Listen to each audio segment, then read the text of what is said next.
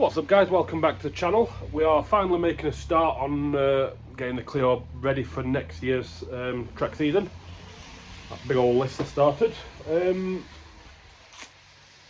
I've been put it off a while, family stuff, Christmas, been badly, baby's in nursery, so I get a disease every week. It's fantastic. As you can see, the weather is terrible in a typical Yorkshire fashion, so what we're going to do is we're going to be on the inside today. We're going to concentrate on the strip out. Obviously we're not going to be painting or anything. If you go inside the car where it's not as wet, today's job is basically everything behind that line, get it all out, plastics, maybe even the roof lining, where we can stay at least a little bit dry.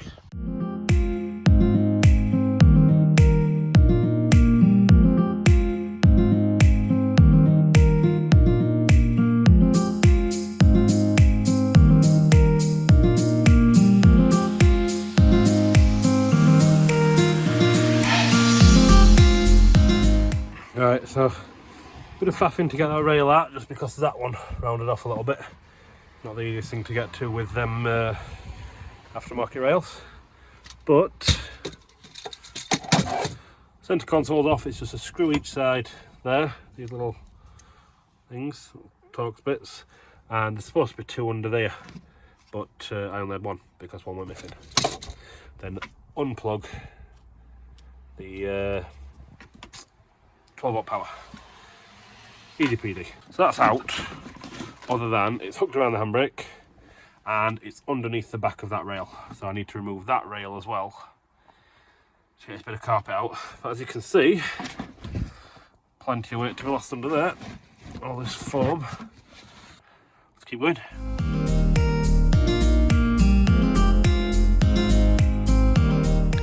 Carpet's out. I'm just going to pull this foam out, but rather than just ripping it, I thought I'd have an Aussie.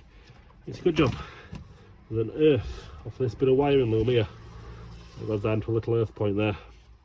So obviously that'll need threading out under that. Don't just pull it. Missing earths can cause no end of problems.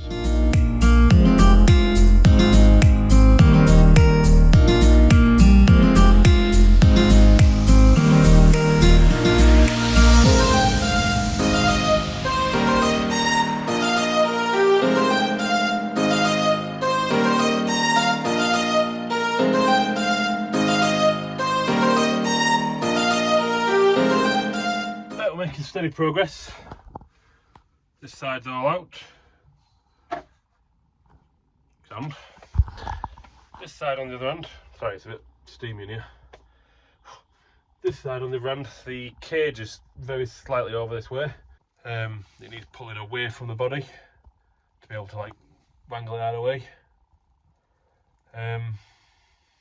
We'll keep at it. Right, so that side's out and all. And what I've done to be lazy, cut a chunk of these roof liner out and then cut it just upside the roll cage all the way across there to pull this back off out first, so I'm going to fight with the roll cage. Right, it's held in with these things, which if you pull down there, it's hard to film and show you. I've got a plastic clip that just needs pulling back. Ta-da! Actually broke. Beautiful. Another piece of cardboard covered in condensation. Sound. Right. Half the roof liner out, bit of glue to take off. All these are out. All this is out. All this is out. Got this to take off. This to take off. And that's the rear half done. Obviously once the front half of the roof line is out, we can get these side airbags off.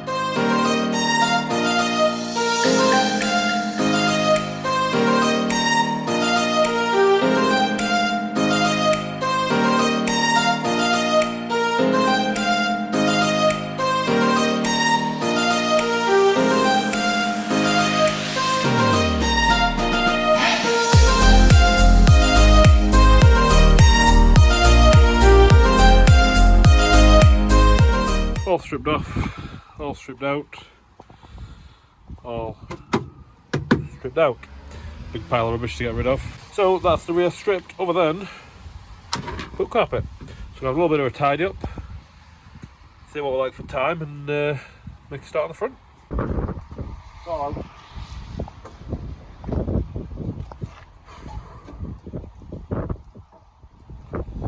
But now it's time for a quick snack. Cup of tea,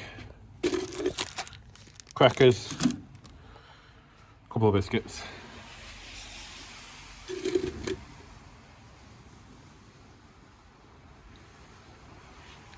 We've had a little break and it's time to get on with it. So obviously we cut the roof line in to make it a bit easier. We'll remove all the gubbins and try and pull the roof lining down, and then we'll have a look at getting these curtain airbags out. You don't want them going off on track when you tap a barrier, do you?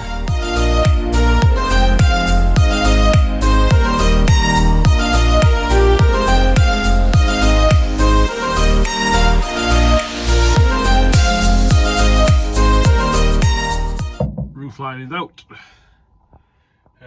Kind of. It's there. It's still connected by this little strip of wiring, which apparently powers everything. It's the visor lights, the, what do you call it, interior light, and the other interior light. I was going to try and retain one interior light, but that's looking less likely because I have no idea what all this wiring is doing.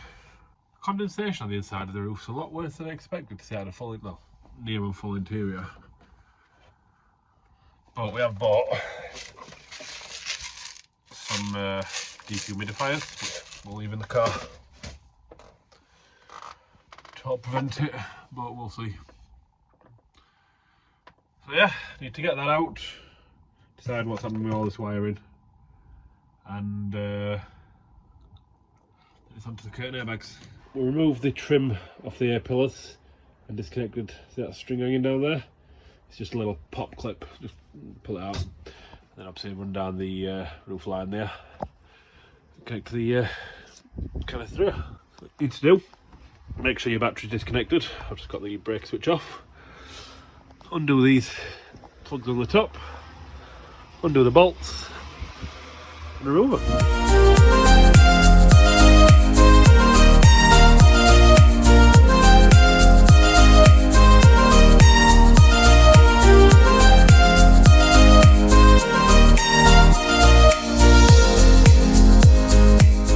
Guys, it's a couple of days later, Christmas week, got stuff to do with family, but the, what do we get to? Roof line is out, all the plastics and that are out, the airbags are out. Just a little heads up, in case you fancy tackling this job yourself, the airbags are held in with these little doobies, which are like clip in, and then this little, out there, hold it in, so you just have to sort of bend them back and just slide up, rather than cutting and stuff like I would do. So yeah, carry on. Next step, all this front carpet, all this plastic's out as well. That plastic round there literally just pops out and lifts out. But we're going to get this front carpet out, and the foam, and then air ducts and stuff. And then these plastics, and I think that will be pretty much as far as we're going to go for now. Door cards we can't do anything with because we haven't ordered any other door cards. That's not a major concern.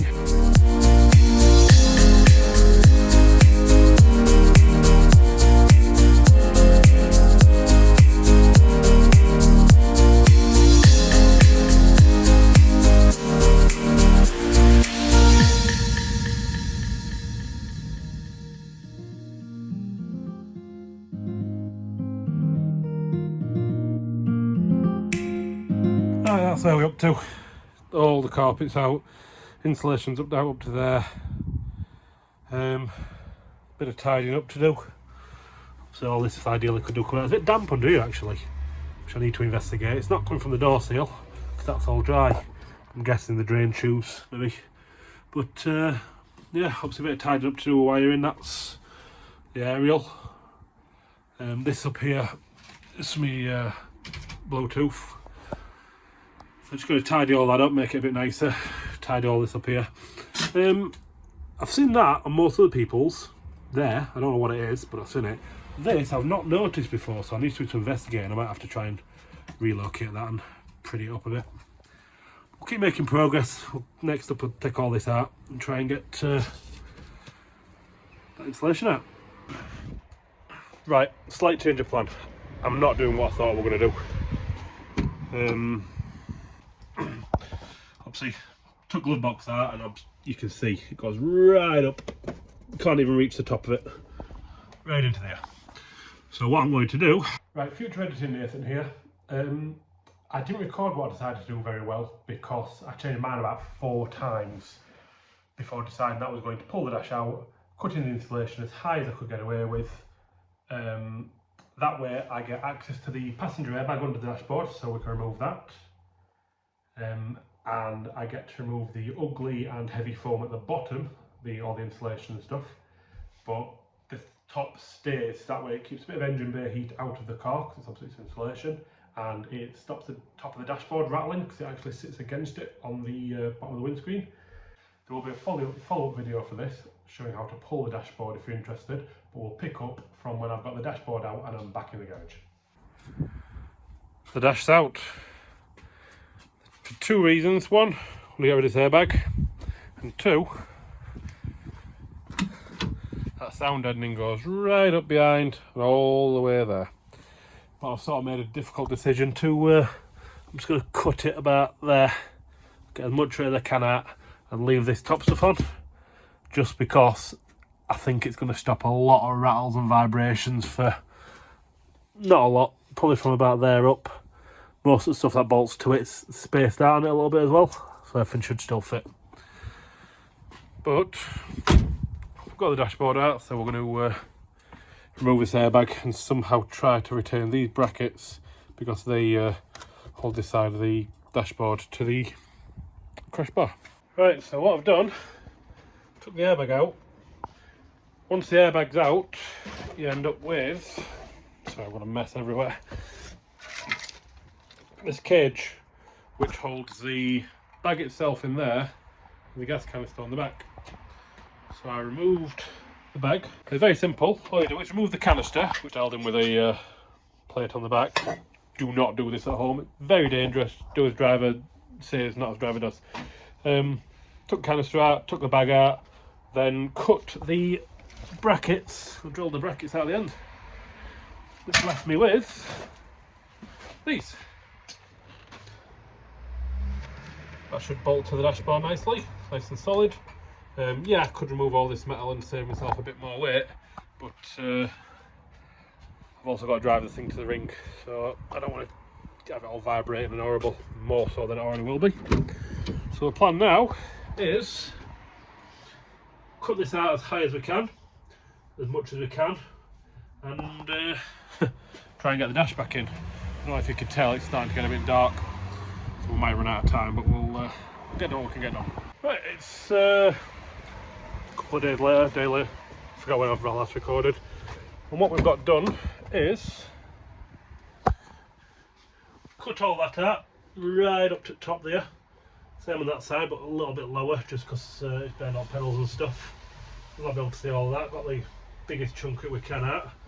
The dashboard's back in, albeit not bolted in at the minute, it's just loose. So we need to chuck all screws back in, plug all the wiring in, and that'll be good. What we also did, when we got back in the garage, we put most of what we got out there in a tarp and chucked the scales on it. Unfortunately, it was too heavy. It bent the hook a little bit and maxed it out at 32 kilos. So what I want to do is get another tarp, split it up basically, and do 2 weights to see if we can get a approximate weight. But I'm going to do that a bit later because what I've bought is a heat gun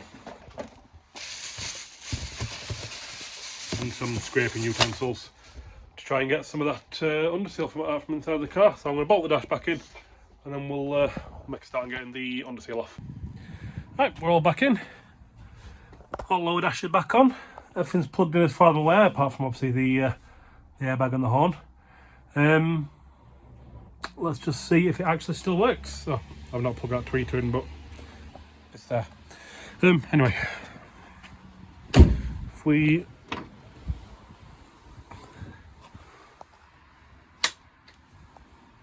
got power, so it's a good start. It's probably going to throw an error on for the airbags, but if we pop the key in,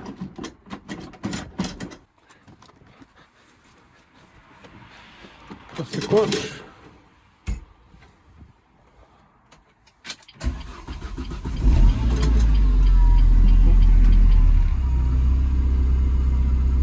we appear to be working fine. Airbag lights on, obviously the that light's on, but that'll go off once you get to a couple of miles an hour. So yeah, that all seems to be working. Next step is to start getting some of this car out. Right, so this is the first time I've ever actually done this. There's a couple of ways you can do this from what I've read. Dry ice, get it nice and cold, chip it off, but I did try that on this little section in the door here when it was freezing cold outside, or like -8 degrees, and it didn't really do anything. It just chipped away at the corners. So I'm going to go with a heat route. And then literally just yesterday, the day before, Rusky Weld Fab posted a video showing exactly this method. So I'm going to give it a go. We've got ourselves a cheap heat gun, just a Screwfix Special. Don't know if we need this end or not, but there we go. Some scraping tools. This is a scraping tool I would have used, but Rusky Weld Fab used one of these, a wooden spatula. So I picked one of them up for say 50p. And while I was there, I saw one of these plating palette knife, whatever you call them, for a couple of quid. Give that a go as well.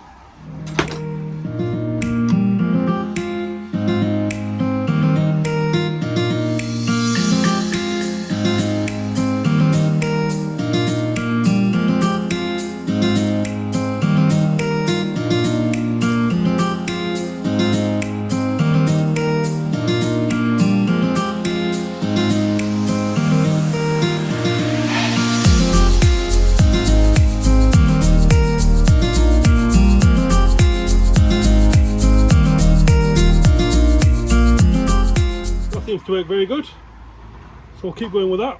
We'll chuck all the tar in a bucket or something, weigh it at the end. Just gotta do that bit. There's a bit down here, then it's all in the front, and there's these in the doors as well. There's some on the roof, but we'll see how we get on.